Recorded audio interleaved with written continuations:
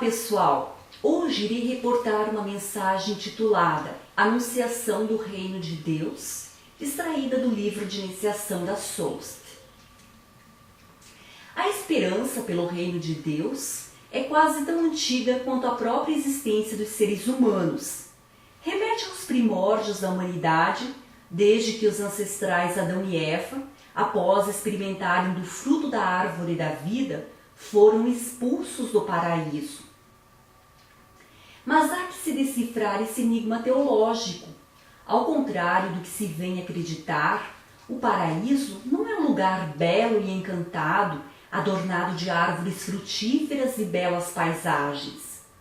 E em Cristo nos ensina que o paraíso, no reino de Deus, situa-se no cérebro e no coração de cada filho de Deus que vive harmoniosamente com a lei divina.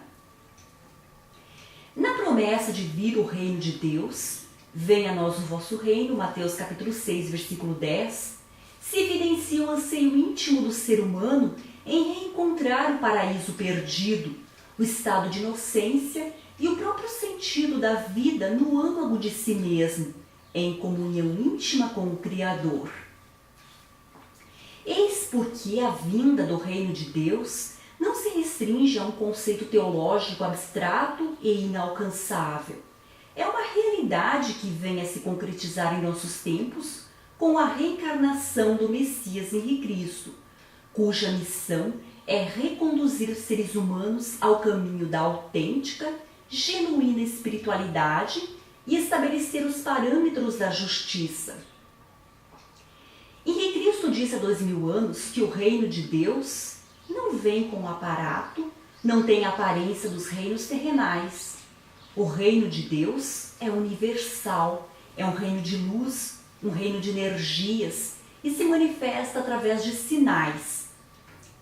A Soust, Suprema Ordem Universal da Santíssima Trindade, nova ordem mística instituída por Henrique Cristo em 28 de fevereiro de 1982, é a formalização do reino de Deus sobre a terra, na formação de um só rebanho e um só pastor.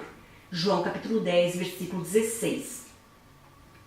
Todavia, integrar a Soust não significa frequentar um templo, praticar rituais vazios ou pertencer a uma religião.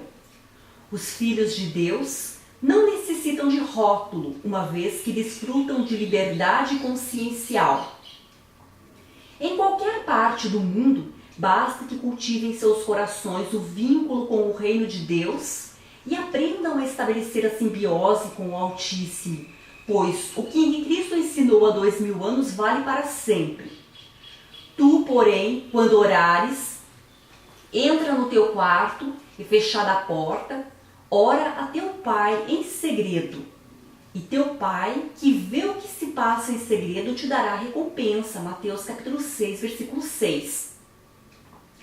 Nas Sagradas Escrituras, há inúmeras mensagens milenares que se referem à vinda do Messias, primeiramente na condição de Redentor, e numa segunda etapa como juiz e protagonista da grande revolução da nova era, culminando com a consolidação do reino de Deus sobre a terra.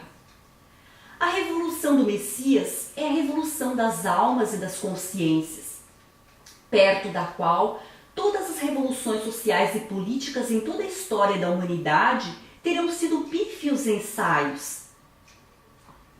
É fundamental que o diligente e sincero buscador se esquive de preconceitos e dos cadeados do raciocínio, os dogmas, a fim de discernir entre o Cristo real, o personagem revolucionário que dividiu a história da humanidade, e o Cristo folclórico e comercial das religiões ditas cristãs, oriundo da fusão de crenças e mitos pagãos, usado pelos detentores do poder como instrumento de manipulação da fé e alienação das mentes humanas.